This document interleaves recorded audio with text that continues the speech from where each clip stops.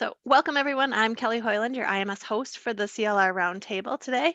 We have a great panel today that's going to talk about how we're aligning credentials to learning outcomes and what are some of the example frameworks people are using to do that. So, we're going to have a lively discussion that will be moderated by Nan Travers from she's the director of the Center for Leadership and Credential Learning at SUNY Empire State College. Joining her are panelist Gianina Baker, acting director of the National Institute for Learning Outcomes and Assessment, Larry Good, the president and CEO for the Corporation for Skilled Workforce, and Holly Zanville, who is the research professor and co-director of program on skills, credentials, and workforce policy in the Institute of Public Policy at George Washington University. So we have a great panel. So thank you for joining us today. And at this point, I'll turn it over to Nan. Well, thank you so much, Kelly, and welcome everybody. And I see some faces in the audience that are good old friends, so that's great. What we're going to do is start off, I'm going to give you just a little bit of background on some work we've been doing around incremental credentialing. And then the panelists, I have some questions for the panelists, and then we're going to turn it to all of you and ask you some questions. So you're going to become part of the panelists as well. So I'm just going to quickly share my screen. I have prepared only just a few slides just to give us a background, just sort of an overall summary. And if I can get this to work the way I want it to. Just give me 1 second. There we go.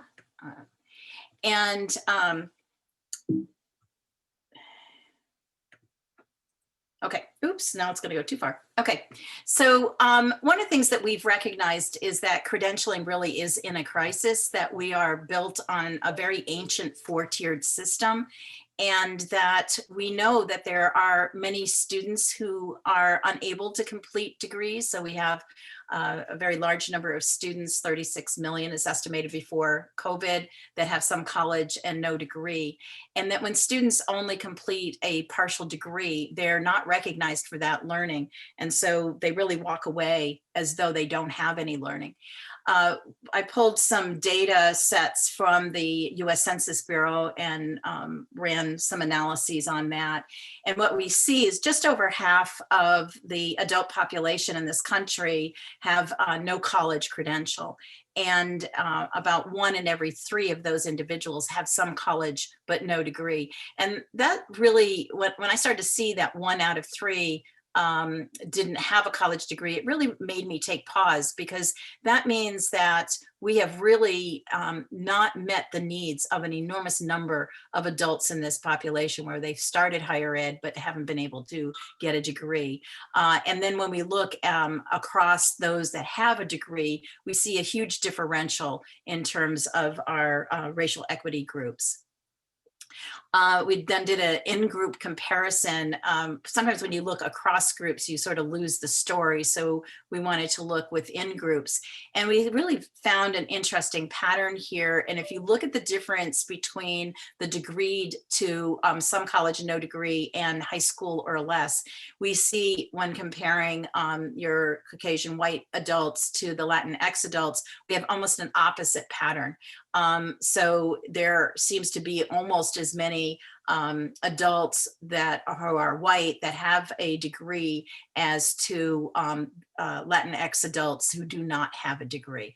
And so that makes a huge differential. The other piece here is with Black adults. The some college, no degree is a little higher than the others. And that is also in relationship to the debt load that that Black adults are carrying from attempting some college and no degree. It is higher. And so what we're really seeing is a pattern within groups that are really showing that we need to really think and rethink our credentialing system to capture that knowledge, because it goes undocumented. So we had a grant through the Lumina Foundation that within that grant, there were a couple things that we did. One is a landscape analysis where we looked at around 87 different projects that were being conducted at state and system levels. And we were looking at projects that had either they were working on some form of incremental credential, which I'll define just a little bit more in just a second, but or in projects that support it. So it may have been projects that were around developing workforce credentials, but were being related back to higher education. We also conducted pilots with 2 community colleges and 1 comprehensive 4-year. That was within the SUNY system, and really, again, looked at the different kinds of patterns of how incremental credentials were being developed.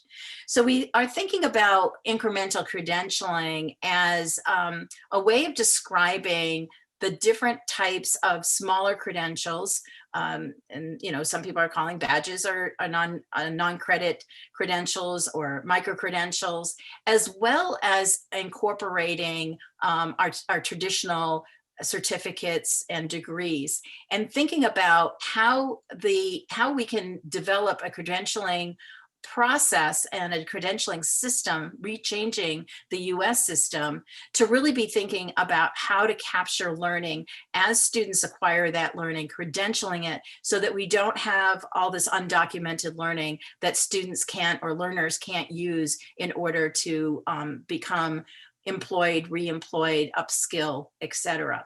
And so from the patterns that we kind of pulled out of the landscape analyses and the pilots, is that we're really seeing kind of these 5 buckets.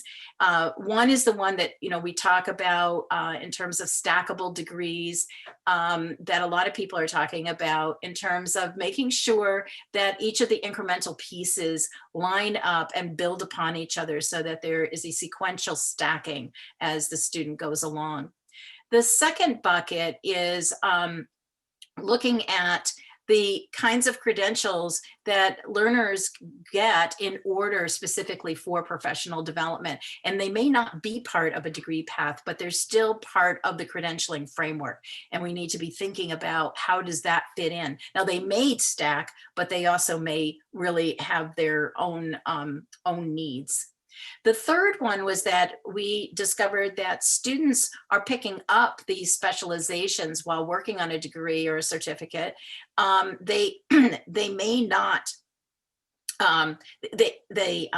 academic programming may not have highlighted these for the students in terms of being part of that stackable pathway, but rather students are finding the kinds of credentials that they need in order to get the specializations and trying to either attach it to a degree pathway or just adding on. So that's why we're calling it add on as you go. The fourth bucket is called transfer as you go. And this kind of comes in 2 flavors.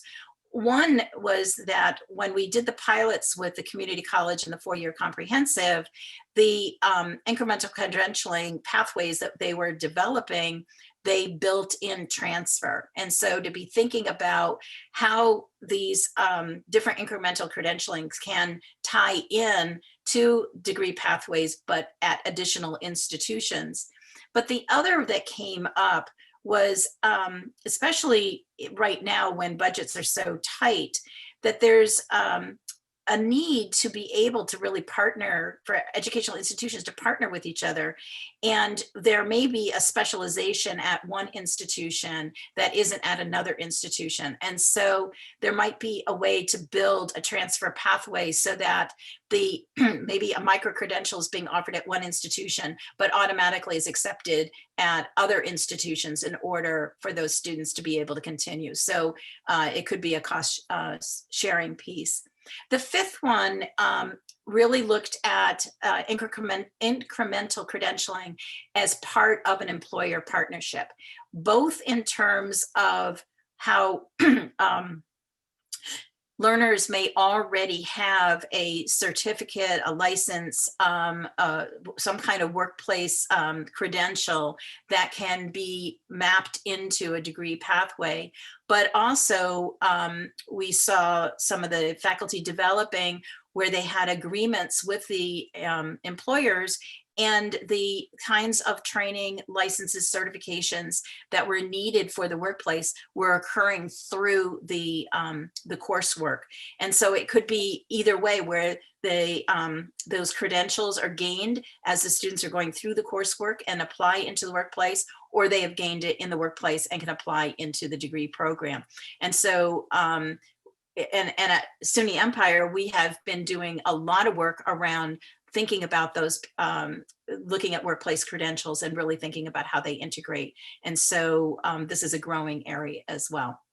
So this was a very, very quick overview in terms of thinking about all the ways that incremental credentialing is occurring currently, and that we believe is going to really grow as time goes on. We're hoping to really see a change in the credentialing system across the US that really embrace all different ways of credentialing. So I'm going to stop sharing right there. That was my very, very quick 18 months synthesis down to a couple slides. And so I am now going to turn to my colleagues to talk a little bit more in terms of the impact that they see around incremental credentialing. And so Holly, why don't we start with you, and then we can go to Gianina and then Larry on in what ways you see that the incremental credentialing could really impact students, why it's important for students, and how this might touch on the equity gap right now in terms of credentials. Thanks, Nan. And hi, everyone. It's really great to join you all today on such an important topic. We're talking about transforming the whole post-secondary education system. So this just seems very, very major. So there are three key reasons, and there are many more than three, but I picked out three of my top reasons why I think the incremental credentialing work is really, really important. First, it's fair for students, for all students. Second, it will help employers to more effectively determine what learning students have acquired when they're seeking employment. And third, our higher ed system, frankly, would meet its mission more effectively. So let me switch back for a little more detail on this. Why would incremental credentialing be actually fair to students? Because they'll have valuable learning that's contained in smaller bundles of learning recognized as they move through their educational journey. They'll have something to show along the way for their learning. And for those students that are working toward a baccalaureate, it could take 8, 10, 12 years. They may drop out with nothing. It's plain not fair. And because they've acquired some meaningful learning, we think, along the way. So the best case for the fairness issue, I think, as an example, the associate degree reverse transfer example. It's the reverse transfer associate degree is awarded to community college students we know who transfer to a university. They don't have a credential when they come in, but they generally pass an associate degree milestone when they're at the university. And in many states and at many institutions now, there's an opportunity for those students to be awarded a reverse transfer associate degree along the way toward their baccalaureate degree. But interestingly enough, we don't recognize that same level of learning by any credential for the students who start their education at a four-year institution. This doesn't seem fair for students who start at a four-year institution not to have learning generally acquired or at around the associate degree level and awarded in light of some really sobering data that I think most of us are probably familiar with from the Georgetown University Center on Education in the Workforce, that the average student has an 81% chance of graduating from a public selective college, but only a 46% chance of graduating from a public open access college. That's a huge difference. So our public open access colleges, of course, are the institutions that are enrolling the largest number of our most diverse and disadvantaged students. So when nearly half of students are dropping out, this has to be a credential national crisis. And I don't think we talk about this enough, but this is a situation we're facing. And this is one of the key reasons why incremental credentialing could really help a lot of these students. These students are dropping out with some college and no degree. And a lot of us would argue that that category, some college and no degree, is not the category you want to be in. So why aren't we recognizing the learning that students have acquired throughout their educational journeys to help them acquire a job or a better job, to recognize the array of credentials that do have value, to include degrees, certificates, industry certifications, micro-credentials, skills badges. The bottom line, our current educational system is just not serving all our students well. We have a serious fairness issue. The second issue briefly are the implications for employers. Employers need to know what students know and can do, and credentials are really important verifiers in their hiring and advancement processes. Degrees are no longer a sufficient proxy of knowledge and skills, as it's been for a long, long time. Other credentials, other learning captured in an array of credentials are really important too. An incremental credential can begin to address that. And third, our higher ed system would be able to meet its mission more effectively if it incorporated incremental credentialing, because it would recognize valuable learning in smaller units throughout the student's journey, awarding credentials that are earned as students are moving through their systems. They would actually get credit, the universities would, as for awarding meaningful credentials along a learner's path. And that would really help universities, colleges and universities to meet their mission of educating students. A last point, which is really not my top three, but it's an umbrella point that I think it's really important for us all to keep in mind. Many other nations are trying to figure this out too. The recognition of non-degree learning is important to economic recovery for all nations. Some nations actually are already adding non-degree credentials, including company awarded credentials, to their approval frameworks for credentialing, what many of them call their qualifications frameworks. We can learn from what they're doing. The US is just not alone at this. So I'll stop there and looking forward to hearing what everyone else has to say. Thanks so much, Holly. And now I'm going to turn to Gianina. Thank you, Holly. I loved your take on that. And I'm going to take a different piece of this. I think for me, and thinking about the ways that this, the incremental credentialing impacts students and the ways that this work could help to support decreasing the equity gaps, for me is very personal. I physically identify as a Black female in my family. I have Latinx members. And so in looking at the data and being involved with NAN and much of this work and continually being confronted with the data is very personal, right? Those are members of my family that are caught within one of those spaces. I had the opportunity to go on and get a graduate degree. There are many in my family who are still potentially at the high school degree or lower in terms of that. And I think about all of their experiences and how they were either the barriers that existed or the ways that truly their learning was not captured. So while it's not my personal story, I think that my mother is a great example of this. She went to college and ended up dropping out because she had me. I mean, that's the best thing she could do right now. I think at the time it was incredibly hard for her to make that decision, but she did. And in so doing, never received any of that credit until finishing out a bachelor's program at the age of 50. And then think about all of the time that was lost in trying to move up in her career because she needed those credentials to do so. I think about all the learning that happened within that, not just with her raising us, but she did do a medical assistant position that it was through a private company that didn't really transfer over when she went to the community college to get back some of those credits. I mean, there were so many spaces that there were so many barriers. She persisted, but goodness gracious, she is not alone in that. I think of my sister who's in the military and started off at a community college and ended up going to the Air Force. And throughout all of her different experiences, she's still in the military now.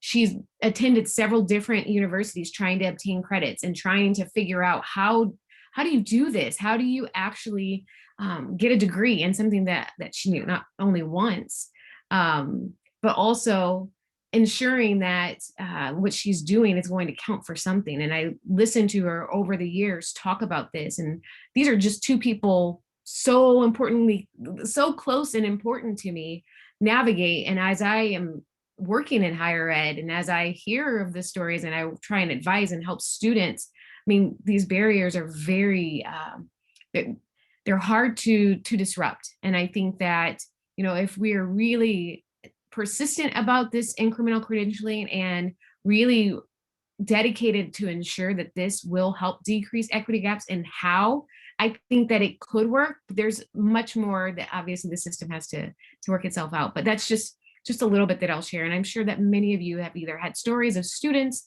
that have very similar experiences or even relatives that we can connect this to. So it doesn't seem so far out, but that it really is quite personal for many of us. Gianina, thank you so much. And the lives of people that this touches, you've really highlighted that. And I do have to say that every time I'm in a gathering and I bring any of this up, I always have somebody say either that's me, it's my kid, it's my relative, or it's my good friend. And so I don't think any of us can go without knowing somebody who this hasn't touched. And if I do the numbers really quickly, if we said that half the people are degreed and the other half aren't, that means 1 out of every 6 has started and hasn't had a degree to show for the work that they've already done, the learning that they already have. And that means two-thirds or half the people out there have undocumented learning. So it is a very, very powerful story. Thank you. Larry, we'll turn to you. Man, thank you. And Gianina, thank you for the personal stories, and those are really important. You actually made me flash back years of my own brother, who was in an auto mechanic trade program at a proprietary school that was highly regarded, and he got within a semester of finishing it, decided he wasn't sure he was going to be an auto mechanic, and walked away. He had lots of skills, and he had lots of in-program learning, and utterly no documentation except say, well, he dropped out. And that definitely affected his career and earning choices the rest of his life. And what a waste! An incredibly skilled person who, because of one choice, wound up without any credit for the things he had actually accomplished and learned. So I relate to your story very much, and think about the millions of people out there who are in similar various situations. And I think that's at the core of this, is that Nan you presented the slide earlier that basically showed what the degrees are that you can get. And it's, and in essence, what we've set up is a win-lose proposition. The labor market understands degrees. The labor market knows there are certificates and certifications, and there are specific examples where they're well understood and used, and a lot more examples where they're not.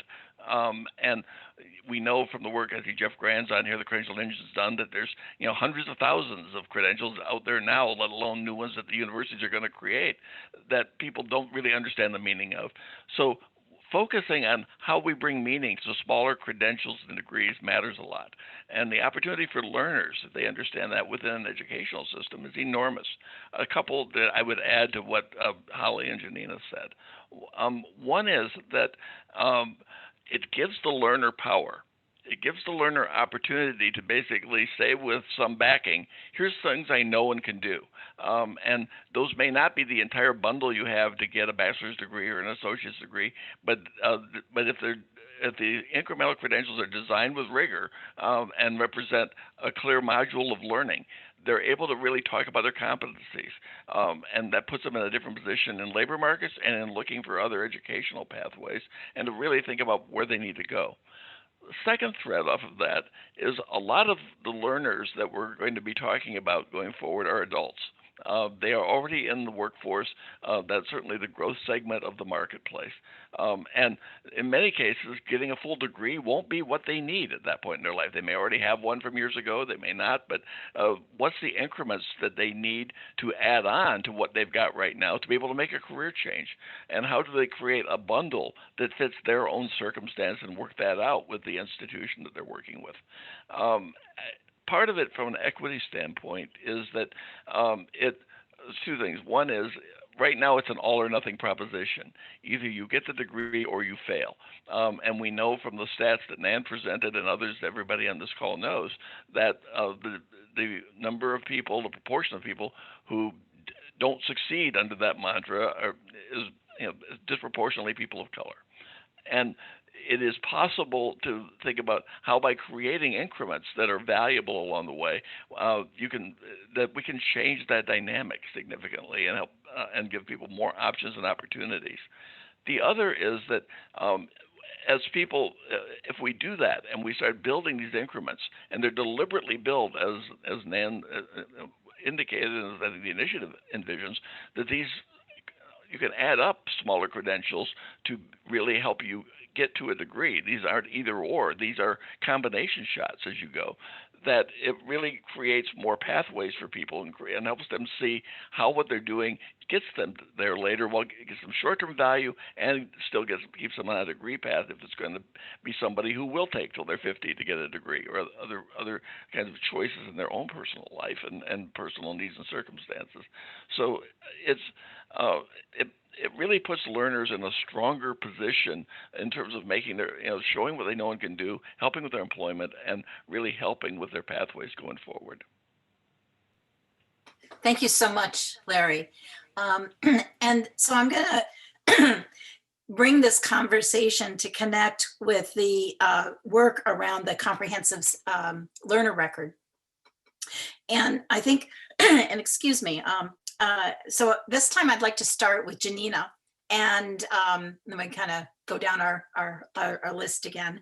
But could you talk a little bit about how you see this work really connecting with the comprehensive student record, learner record? Yes, I hope you're okay.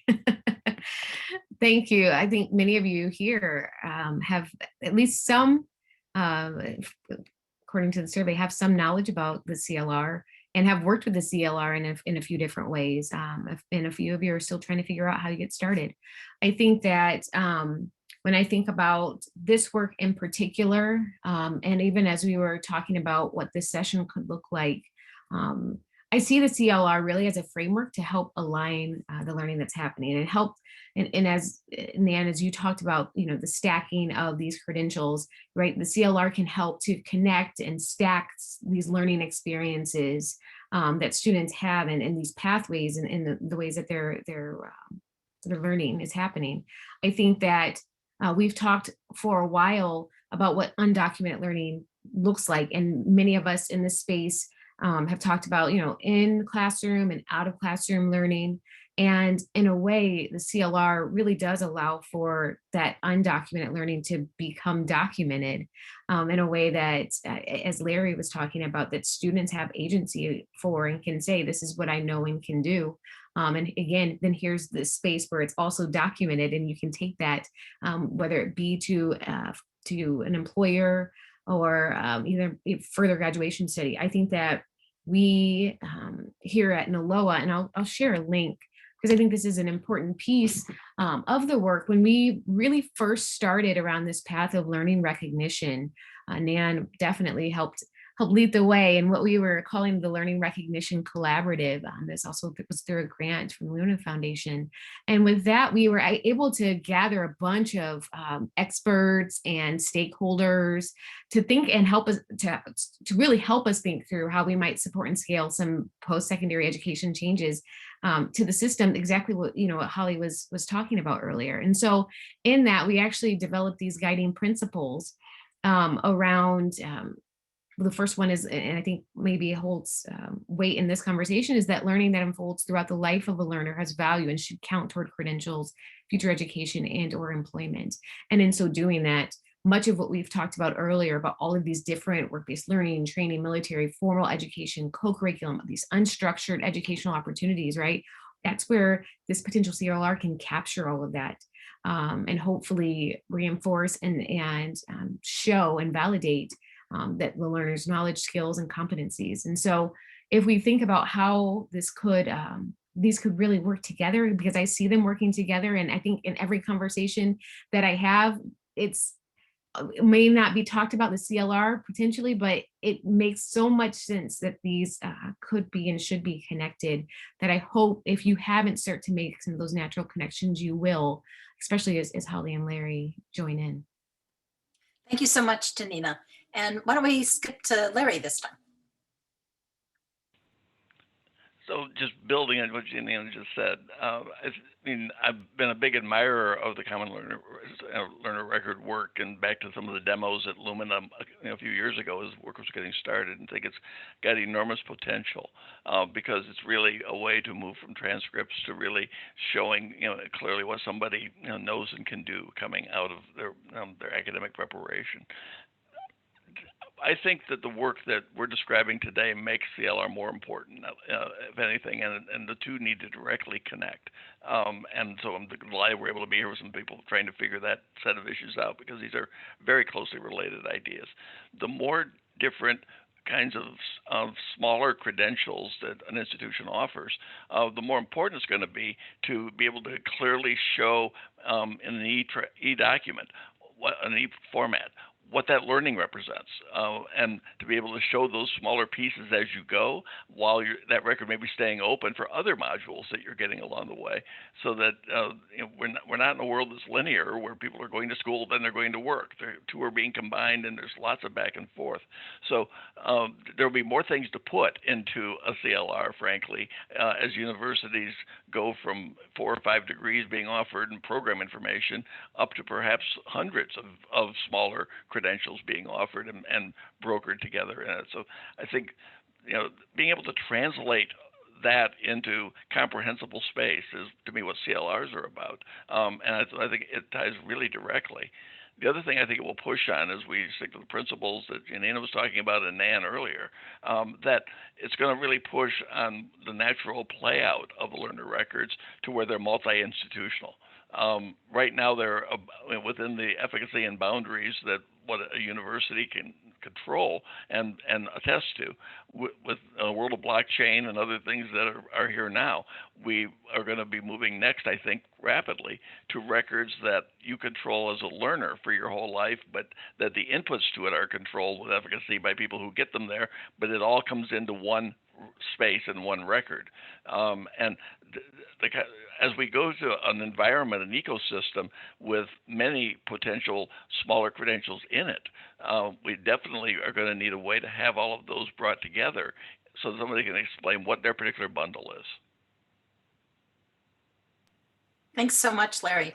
And then Holly, would you add your part? Yeah, sure. And while we're talking, my work life is passing before me. So I'm going to share I'm going to share 2 things. One is, when I was at Lumina Foundation, I shared with my colleagues one day that we need to start focusing on transcripts, and that was very surprising to my colleagues, because we were working on learning outcomes and a lot of innovations in higher ed, but I don't think anyone was thinking about transcripts. And in fact, at the time, we reached out to many of you to say, the learner records are really important, because from that we could work back and try to capture the broader array of credentialing that is out there and is going to be more out there in terms of the array of. And actually, I had done my research on transcripts back at the University of Minnesota a million years ago, when we were trying to identify why were transcripts not working for so-called non-traditional students. And so we were collecting data on what transcripts really should look like, because folks were not understanding what Intro to Sociology or Survey of Western Civ, like employers didn't know what that covered and what kind of skills, knowledge and skills students were arriving with if they even looked at an old transcript. So there was the view that we need to come up with a better learning record. We have to capture the broader array of, and you are all about this work, and it's just super important. And I would just say that incremental credentialing fits really well into the new learner records, because we can begin to think about capturing the broader array. So I don't want to take any more time, because I really want us to get to the discussions. But I do want you to know that this is a very important area, something I've cared about for years, and I feel like we're finally here in a big way, and it can only go to scale more. Thanks, Holly. And one of the things that we had discovered when we were doing the landscape research, looking at incremental credentialing, was that there's a very small number, but I think a growing interest in auto awarding. And what we mean by auto awarding is really thinking about when a student has met the requirements for any kind of credential, that it becomes the institution's responsibility to award that credential, not the student's responsibility to apply for it. And so, and this is a little bit of a contested area. And I think we've got some different points of view in our panelists in thinking about this in terms of, should it be automatic? Should it be somehow both sides? Should it just be the student requesting? So this time I'm going to start with Larry. And Larry, if you could give us your perspective on auto awards. So my perspective is, as someone who's not living within higher education systems and institutions, and will therefore step on any landmines that exist quickly about the politics of it. But auto award to me is saying that it should be routine. If we're talking about people earning any range of credentials during a path to, say, a bachelor's degree, the idea that they should be able to get those without knowing there's a specific application process to get it seems right to me. I mean, we want a way for that to be easy. You want a way for people to understand what they have accomplished. And I'm not clear that it's a summative thing in the way that a traditional degree thing was of, where you're applying for it after you complete like a much larger body of work. If we break into smaller modules, the application process seems out of date. Thank you so much, Larry. And Holly, we're going to go to you, and then Gianina will bring us to a closure on that one. So my take is that when the faculty determine what constitutes a meaningful credential, that could be a badge, a degree, a certificate, all of the above, it just makes sense. We're living in the 21st century. We have the technology. It makes sense to turn that information over to a machine, ideally. I think in the long run, it's going to hold down costs. And it takes a certain subjectivity out of the review of academic credentials that I think is probably in play for some students as they're trying to achieve the credentials. And so when the student passes that mark or passes that milestone, let the machine take a picture of their progress, just like a machine is taking pictures of our automobile's license plate when we're speeding through, not me, of course, speeding through a red light, and it notes it and it sends it to a checks and balances system, and it notifies you with a fine. In this case, of course, the students are not going to be fined, but they will be recognized for passing a credential milestone. The credential's verified, it's added to the transcript, or preferably the CRL.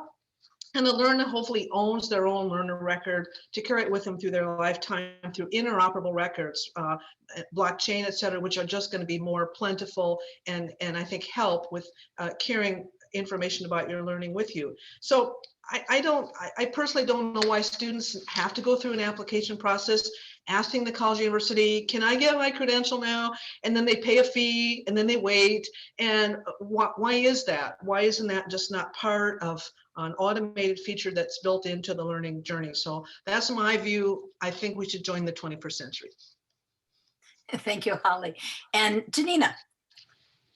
Yes, great points by the two above. I just want to complicate this just a little bit more. I think for me, and I used to work at a community college, and I remember saying, why don't we just auto award the associates or certificates or whatever our students had gotten? And I remember a financial aid counselor who sat there and said, you can't, and one, unless the student asked for it, particularly because there were financial aid implications. They wanted to continue to stay a student to be able to use some of that financial aid for living and other pieces. And once you award that potentially leaves. Obviously, there could be some updates to that, but I know that, there's some other things to consider, and I would add in there, as a former athlete and thinking about the NCAA clearinghouse, you had to be of certain hours and of certain status to be able to participate. And so if you just auto award for everyone, perhaps that also affects their eligibility. And so yes, in theory, auto award makes sense, makes the most sense for our students. However, I think there are just context for each student that this could potentially become not helpful. And so I want us to think about, as we are thinking about these different as-you-go mechanisms, is what's best for students to be able to have that. And then on top of that, I think that there's huge financial implications for many of our students, especially the auto award. What if students haven't paid their bills, and we know that many students are in debt, and so then they need their transcript for future employment or whatever that is, and they haven't paid that off, and they've already been auto awarded this, so do they just automatically get the transcript with all of the information?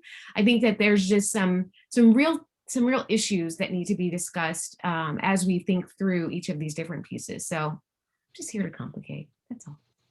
And I think that your points are really important. And one of the things that our team has had a lot of conversation around is around how not only do the practices need to shift, but we need to be thinking about policy, and policy at the local level, at the system and state level, and also at the federal level. And so if we really are shifting to an incremental credentialing system, which is really the push we want to make here, then we really have to think about all of the different pieces that need to be in place. And, you know, what are the unforeseen barriers they're actually creating for students? We really need to, you know, have a good analysis about how this would look for students and have student voice in this as well. We need to be able to think about, you know, how does this work technologically? And I saw that Jeff, you know, just put in a chat there about how the technology on the CLR does allow that. So we really have to be thinking about, you know, what does this mean for the student? What does it mean at the local level? How does this impact policies all the way through system and state and at federal levels? So what we're going to do now that we've heard from us for about 40 minutes is we're going to actually turn to all of you. And we have 3 questions that we've prepared for you. And I kind of, you know, hope that we can touch each of those. But I think what I'll do is read all 3 of them, because there may be some questions that people want to address more than others. And I don't want to just kind of force the direction of that. So the 3 questions that we would like to open up for discussion is, one is, how do you see incremental credentialing helping your students and be at your institution? The second one is, what are the barriers that you foresee with incremental credentialing? So Gianina just brought up a couple of them, but what do you think you're up against? What are the things that you have to solve? Because it's always good to see, you know, where the barriers are, so you can figure out the solutions, and how you see this actually working with the work you've already started or initiating at your institutions around the CLR. And so I'm going to open it up, and hopefully somebody will jump right in with a comment. Otherwise, I'll start calling on people, and other groups that I'm in, people know I actually do call on people. So I'll chime in. This is always one of those challenges in terms of staffing and management. And so on one hand, in our registrar's portion of our functioning right now, due to financial impacts that many schools are encountering, and I know it sounds bad to do that, but we are not in a place where I would have enough staff to dedicate to issuing essentially a transcript and a credential a day, or many, because if it's really a rolling basis, that's how that would work. And there's also, there's some policy things that would have to be changed. I think most of us, especially if we are older institutions like the one I'm at, where there's some very clear rules about things we have to take to the board, and they have to approve the candidates and blah, blah, blah. And so there's some of those things that may seem kind of arcane now, but anyway, that would be something we would have to change. That would, it works currently. It does also add some complicating factors in terms of repeats or admissions or things, grade changes and that kind of thing. Because if you're like somebody, sort of auto admitting, sending them out the door, they may be repeating something or wanting to use it for something else. So that creates some challenge. But the biggest thing that would be hit us right now if I try to do it is I just do not have staffing to manage that. And others may be in a better situation, but that would really take a lot of rework and rethinking to be able to just give credentials constantly. Now, as we're looking at the CLR and looking at badges or those kinds of things, those may be able to be set up in a different manner, maybe not covered by the same policies, maybe something that technologically would be easier to issue on an ongoing basis than, for instance, a full degree that has to be verified for all of its content, which is that kind of thing. So that's my 2 cents worth. Thank you, Brenda. And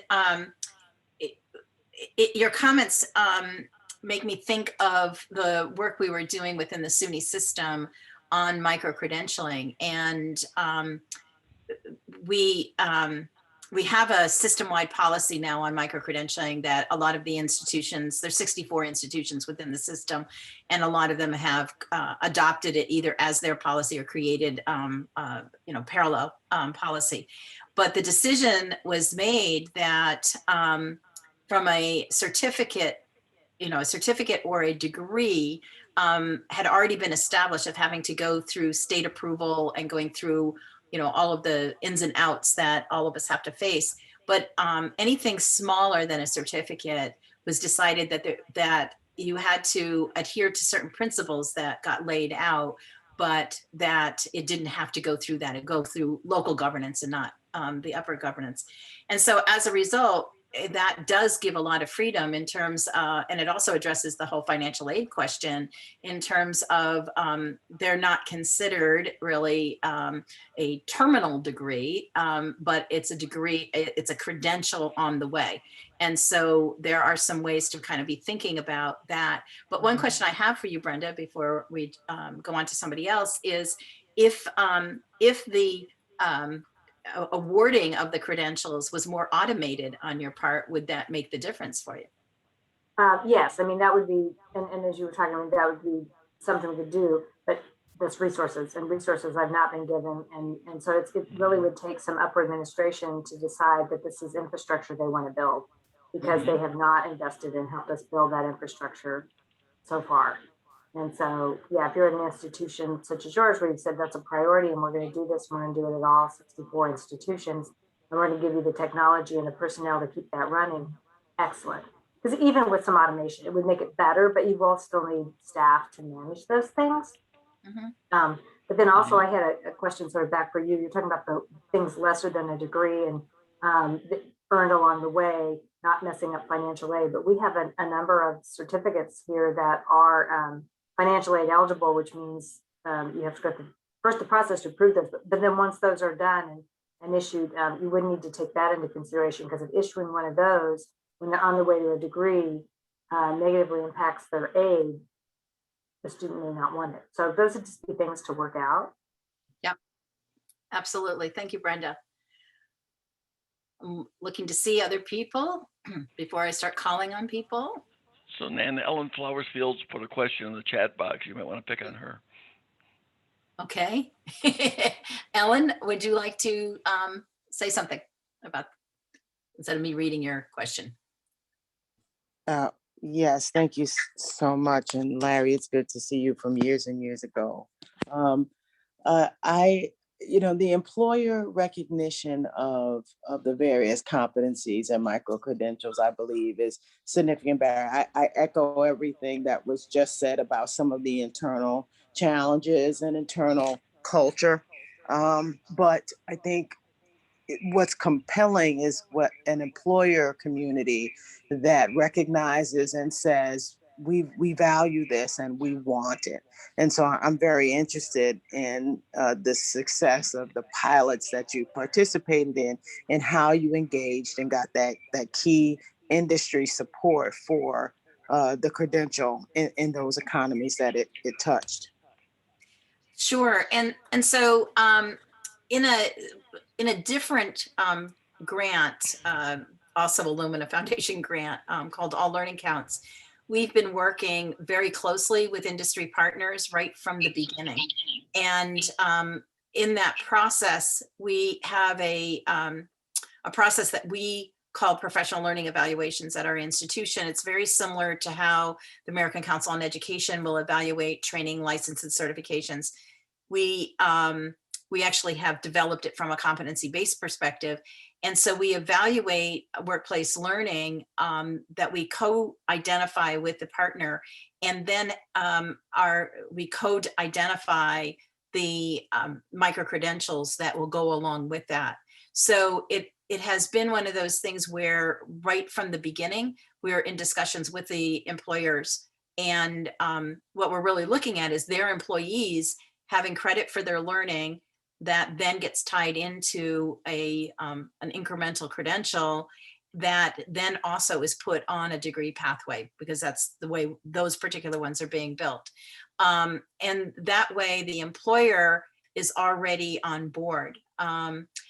we have within our group had some discussions about how we really need to bring the discussion to employers even more, so that we can start to shift that perspective that the degree is the unit of recognition in terms of somebody having the knowledge.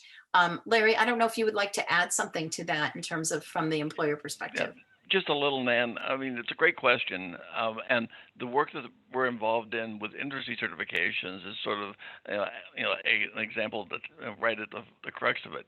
There are, lots and lots of industry groups that have certifications for various kinds of skills of different kinds of positions, and in some industries, the company's understanding of those and their use of them in hiring and promotion decisions and training plans is really high. If you go into some of the IT spaces, that's certainly true. Some of the manufacturing ones are used well, but it varies hugely right now by certification.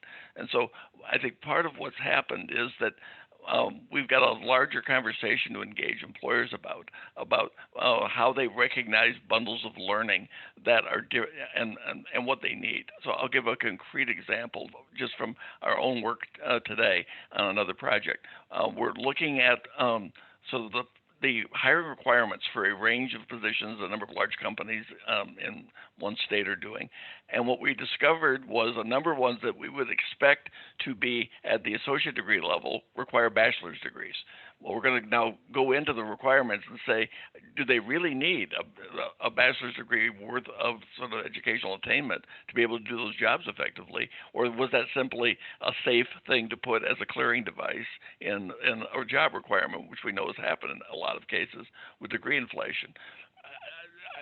I think the case to be made to employers is that these smaller credentials, particularly if designed in ways where they've had a lot of input into them and understand them, give them more precise information about what somebody knows and can do, and that really increases their ability to do good hiring and or make surgical investments in training as they go on. So I think it's not a quick fix, but part of the work to be done is to have employers engage deeply to do that.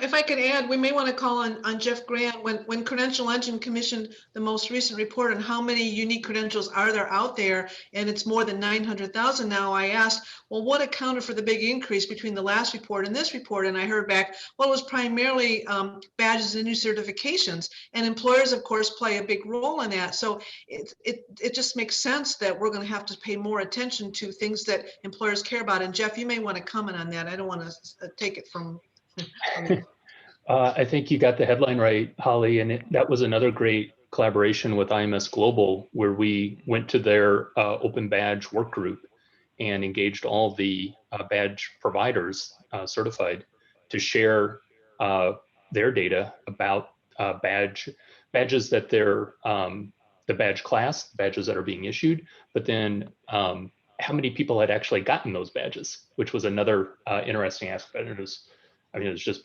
I don't know, it was like 40 million. I mean, it was just remarkable how many badges have been issued to individuals. Now, if I'm a recipient of a badge, it's natural to say, well, what can I do with that? Who understands it? What does it mean? How valuable could it be to me in the future? So this Credential as you go is zeroing right on the value of learning in a bigger ecosystem. And so I like the approach. I feel like data has a key role to play. IMS Global standards connected with rich linked open data from Credential Engine's work on a registry.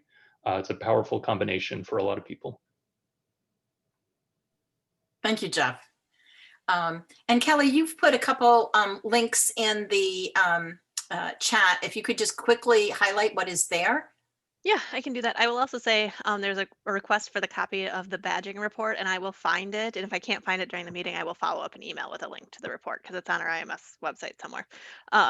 So in addition to that, there was a question about the connection to employers. So IMS is helping to facilitate a multi-phase project right now. So we're in phase 2 that really looks at that education to work ecosystem. So we have higher ed institutions who've partnered with either organizations like employment organizations like career specific organizations or with actual employers to look at what the job competencies are that people need, as well as what are the competencies that higher ed institutions are having their students learn. So making an alignment between those two environments. So we're just kicking off. We're kind of in phase 2 right now. So we have a number of institutions that are working with those partners right now. We had a few who worked on it last year. So we're working on building out that ecosystem to really make it beneficial, because it's great that higher ed is embracing this, but has been said, is that connection to employment will be important. The other one is I put an example of a good partnership of that. So the Greater Washington CoLab, so the Washington, D.C. area, has really put a lot of work in their partnership. So the CoLab is actually a group of employers who've gotten together, who've identified a skills gap in digital technology skills, and they've gone to their higher ed partners to say, here's the skills gap, let's create some credentials that help us fill this skills gap. So we actually did a roundtable with that group. So if you look back at our recordings, you can see that, or I did put a link to their website there. Thank you so much, Kelly. And we just have a minute left. And I noticed Noah was thanking us for the wealth of information. And what we're realizing also is that there's so much information that it keeps coming out, but it's in all over the place. So that is something else that we are really trying to think about in terms of how do we make sure that we've got a place or a portal or somewhere where we can connect all of this information, so that, if you want to know about things like all of the non-credit credentials, that there's a way to the report or learning about what other people are doing. So hopefully we can think about that as well. And then Renee is saying, in thinking about the automation issue, it seems there is an opportunity to think about this in terms of separating out the auto granting from the auto issuing.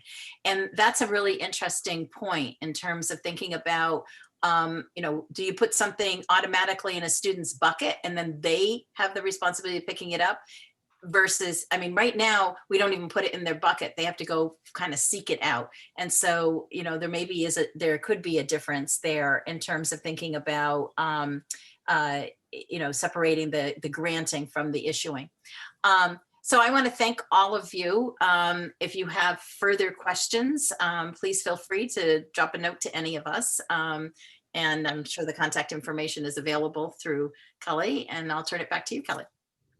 Great. Thank you, everyone, for joining us. The panel has been great about facilitating conversation, not only with themselves, but with the attendees. So thank you very much for attending.